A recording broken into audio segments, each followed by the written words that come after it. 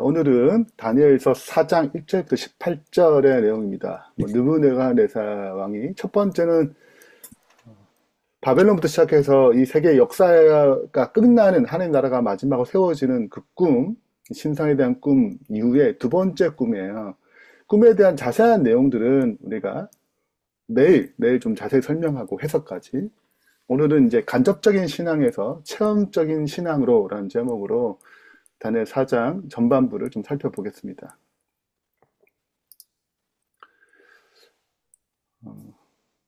먼저 글을 좀 읽어볼게요. 나는 체험적인 신앙이 무엇인지 아는 사람이 20명 중 한 사람도 안 되는 것을 보았다. 성도들 중 20명 중에 한 명도 체험적인 신앙이 무엇인지 잘 모른다는 거죠. 그들은 이유가 뭐냐면 그들은 세상에 대한 욕망, 또 오락에 대한 욕망을 충족시켜줄 무엇인가를 끊임없이 붙잡고 있다. 이것이 이제 방해되는 것입니다. 체험적인 신앙으로 넘어가기에.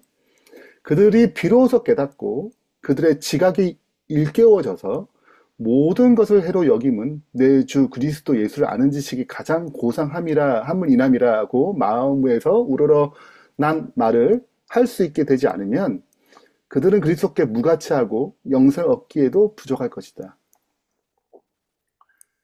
체험적 신앙이 오늘날 필요하다. 여호와의 선하심을 맛보아 알지어다. 어떤 사람들, 사실상 많은 수의 사람들은 신앙적 진리에 대한 이론적 지식은 가지고 있지만 새롭게 하는 하나님의 능력을 그들의 마음에 결코 느껴져 본 적이 없다. 체험적 신앙이 굉장히 중요해. 이론적 어떤 신앙들, 또 간접적인 신앙들은 나의 신앙을 굳세게 해줄 수 없습니다. 그래도 이론적 지식을 시작하지만 체험적 신앙으로 넘어가야 되는 거죠. 오늘 4장은 바로 이 간접적인 신앙, 이론적인 신앙에 머물렀던 느부갓네살 왕이 체험적인 신앙으로 경험하는 굉장히 중요한 간증의 내용이에요. 그래서 하나님과 멀리 있었던 어떤 느부갓네살 왕이 이제 하나님 안으로 남은 자가 아니었던 사람이 남은 자가 되는 굉장히 중요한 의미가 있습니다. 바벨론에서 나와라는 이 기별을 다니엘서에서 최초로 적용한 사람, 그게 느부갓네살 왕이에요. 자, 다니엘서의 흐름은 하나님의 나라의 회복에 대한 주제를 갖고 있습니다. 요게 이 관통하는 가장 중요한 부분은 세상을 주관하는 것은 이 인간의 힘, 능력이 아니고 그 지혜가 아니고 하나님께서 세상을 주관하신다. 나라가 강성해서 바벨론이 강해가지고 강대국이니까 세상을 정복하고 다스리고 그런 것이 아니고 이 모든 것은 하나님의 섭리와 하나님이 주관하신 그 하나님이 계시다. 근데 그것이 지식으로 남는 게 아니고 체험하는 거죠. 체험하게 될 때 그 나라가 실현되는 것입니다.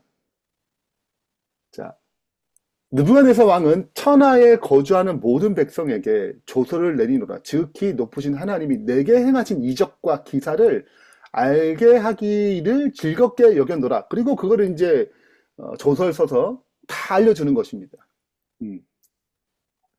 내게 행하신. 전에는 다니엘과 그 세 친구가 경험했던 그 하나님이지만 이제는 내가 경험한 그 하나님을 얘기하는 것이죠. 그래서 사장은 직접 체험한 그 간증을 작성하는 것이 조서의 내용입니다. 얼마나 뜨거웠으면 야 이거 혼자 간증할 수 없다. 야 다 뿌려 이렇게 해가지고 바벨론 전체에 다 뿌리는 내용이 오늘 다니엘 4장의 내용입니다. 그래서 우리가 이제 기억할 것은 이제 이론적 간접적인 신앙은 언제 위기의 상황에서 흔들리기 쉬워요. 체험적이지 않기 때문에. 그래서 반드시 하나님에 대한 직접 체험적인 신앙, 나의 생애를 변화시키는 체험적인 신앙, 나의 어떤 욕구와 욕망을, 그 영광을 탁 무스두면요. 자기의 어떤 야망을 다 파쇄합니다. 예. 그것이 느부갓네살 왕이 경험했던 거죠. 그리고 이제 하나님을 고백할 수밖에 없는 그 상황에 들어가는 것입니다. 그래서 단순히 어떤 이적과 기적을 수준에서는 아니고 자기 체험적 신앙인 것은 어떤 이적을 봤어. 나 봤네. 야, 진짜네. 이런 게 아니에요. 체험적 신앙이라 말하는 정의는 내 자아를 완전히 깨트리고 심정이 완전히 새롭게 되는 거듭남을 얘기하는 것입니다. 그런 측면에서 니고데모도 기도도 하고 말씀도 받지만 체험적인 신앙을 갖지 못했어요. 심령이 완전히 변화되고 자기 욕망을 깨트리는 그런 경험을 하지 못한 거죠. 적용 질문이에요. 어쩌면 우리는 간접적인 신앙에 머물 수 있어요. 직접적인 체험적 신앙은 계속 진보해야 되거든요. 계속 나아가야 되는 거죠. 과거에 한때 이런 경험을 했지 그걸로 멈추는 게 아니라 계속 지속적으로 체험적인 신앙으로 나아가야 되는 것입니다. 그래서 나는 지금 어디에 머물러 있는가 살펴볼 필요가 있는 거죠. 두 번째는 이제 왕의 꿈인데 이제 꿈을 얘기해요. 경험을 이제 풀기 시작하죠. 이게 5절부터 7절까지인데 그 꿈에 대한 내용을 얘기하면서 물어봐요. 두려웠어요. 그 꿈이 뭔가 안 좋은 꿈이에요. 그래서 이제 바벨의 모든 지혜자들 다 불러가지고 꿈을 해석 알렸습니다. 알려달라고 했어요. 대충 짐작을 했을 텐데 정확한 해석할 수 없었어요. 뭔지는 알겠지만 이걸 어떻게 구체적으로 해석할 수 없었습니다. 그게 이제 한계죠. 지혜자 한계였습니다. 그들이 내게 알려주지 못하였다고 얘기해요. 그래서 다니엘을 부릅니다. 다니엘이 이제 등장하죠. 이때 어떤 이유로 바로 참석하지 못했는 것 같아요. 느낌상. 그래서 다니엘이 등장하면서 다니엘이 그 꿈을 이제 해석해 주는 내용으로 넘어갑니다. 느부갓네살 꿈에 대해서 인간의 지혜로는 해석의 한계가 있습니다. 다니엘은 하나님의 계시로, 하나님의 영의 역사로 해석이 가능해요. 그래서 하나님의 능력과 인간의 한계를 보여주면서 하나님께 이게 의도적이죠. 하나님께서 그 느부갓네살 왕을 의도적으로 그분의 주권과 그분의 통치 아래 겸손해지도록 이끄신 것입니다.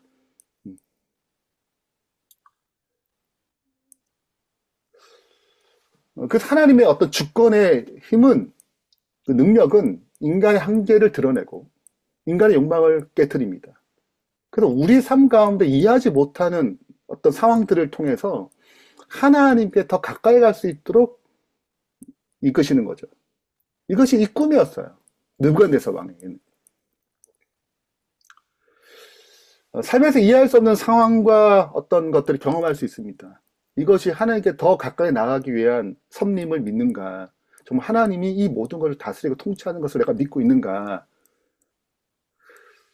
세 번째 부분입니다. 다니엘의 특징을 두 번에 걸쳐 똑같이 말합니다. 그것이 거룩한 영이 내 안에 있는 자라고 얘기해요. 이것이 동일한 수많은 지혜자들과 박사들과 구별하는 굉장히 중요한 키입니다. 열쇠죠. 8절과 18절에 나오는데 다니엘이 내 앞에 들어왔으니 그 안에는 거룩한 신들의 영이 있는 자라. 내가 그에게 꿈을 말하여 이르되. 그러니까 느부갓네살이 느낀 거예요. 다른 지혜자들과 다르게 쟤는 거룩한 영, 하나님이라는 거룩한 영이 그 안에 계셔. 오직 너는 능히 해석하리니 이는 거룩한 신들의 영이 내 안에 있습니다. 그래서 느부갓네살 왕이 다니엘에게 다르다고 느꼈습니다. 그거는 그 안에 거룩한 영의 임재가 있었기 때문이죠. 우리도 그리스도의 영, 거룩한 성령의 영이 임재해서 나를 다스리기 시작하면 구별하게 돼요.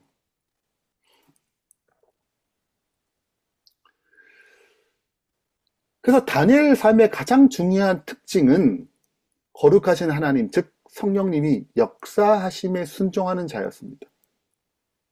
이것이 체험하는 신앙의 핵심이죠. 그 성령님의 인도하심에 따라서 내가 순종하게 될 때, 따르게 될 때, 내 삶이 바뀌고 하나님의 지혜와 권능이 나타나는 것입니다.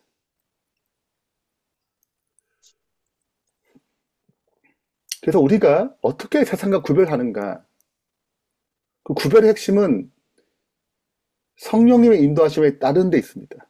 자, 바리새인들 생각해 보세요. 그들은 나름대로 구별된 삶을 살았다고 생각했습니다. 성경대로 살고 또 기도도 열심히 하고 일주일에 2번 금식하고 그랬지만 그것을 구별된 삶이라고 얘기하지 않아요. 성경은.